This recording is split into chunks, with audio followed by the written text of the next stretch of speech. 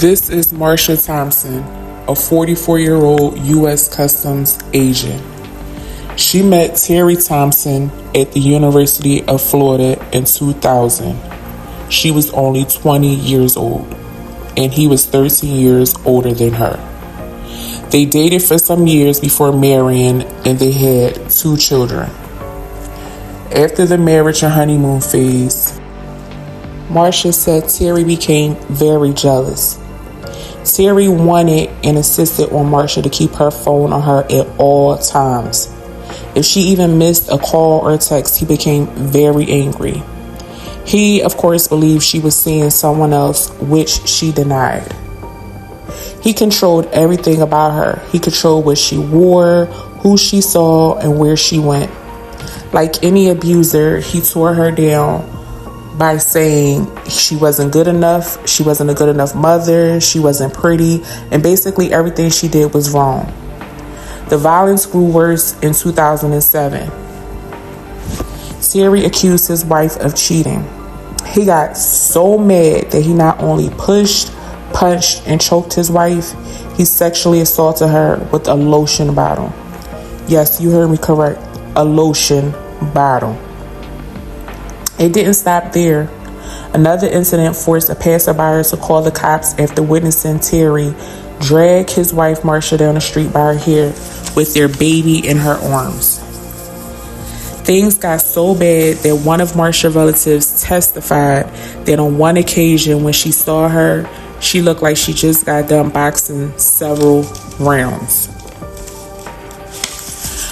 On the day of the murder, Marsha was inside of her bedroom getting ready for work. As usual, she listened and tolerated Terry berating her as usual. She was in her room and decided to go out, and that's where she shot her husband, who was laying on a couch. He was unarmed, laying there with just his underwear on. She shot her husband a total of 9 times. The incident happened on August the 9th, 2019. She made claims that for years he was not only mentally and physically abusive, but also sexually abusive. Where it happened in Florida, the self-defense law permits the use of lethal force only in response to immediate threat for life. That was a problem. See, when Marsha shot her husband, Terry, he was just laying in his underwear on the couch with his feet propped up and his arms upraised to shield himself from his wife.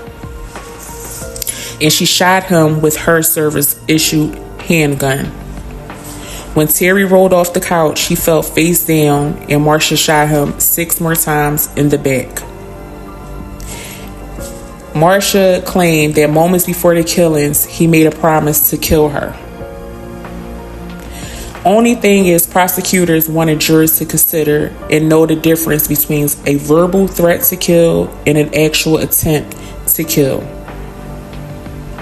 They had psychologist Michael Brannon testified that when a woman is continuously battered, their experiences affect their perceptions of immediate danger, and victims of repeated violence may fear death in a situation others may not. Marsha was also in fear of being killed. Although he was unarmed, Marsha claimed she did not know that. How, you ask? Well, Terry was known to keep a gun in the closet, a machete by the bed, a golf club in the living room, knives hidden throughout the house, and sometimes in between the couch cushions where he was laying that morning of his death.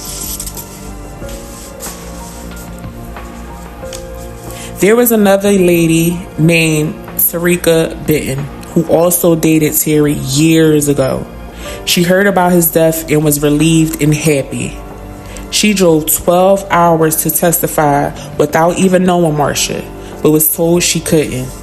She claimed that Terry used to beat her also. It was so bad at times that Terry gave her 2 black eyes. He even dragged her through her home by her hair and pulling chunks out. He left bruises of the impression of 4 handprints down her arm from squeezing her with so much pressure.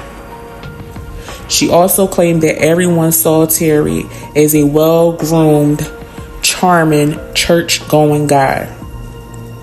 Prosecutors argued that it was first-degree murder because Marsha was in her bedroom for 15 minutes listening to Terry berate her while she was getting ready for work.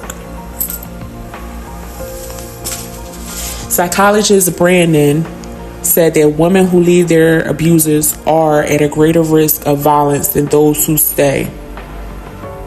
Marsha was asked why didn't she leave her husband Terry. She said she didn't think she would survive if she did. This was an ongoing case for almost 5 years, and Marsha was on house arrest for the entire time of the pre-trial proceedings. On Monday evening, she was freed and left the courtroom with her family and friends. I thought maybe it's better if I die and this is all over. But then I worried about the kids. I said I can't do that to them. I have to try to protect them too. Did you want to live? I did.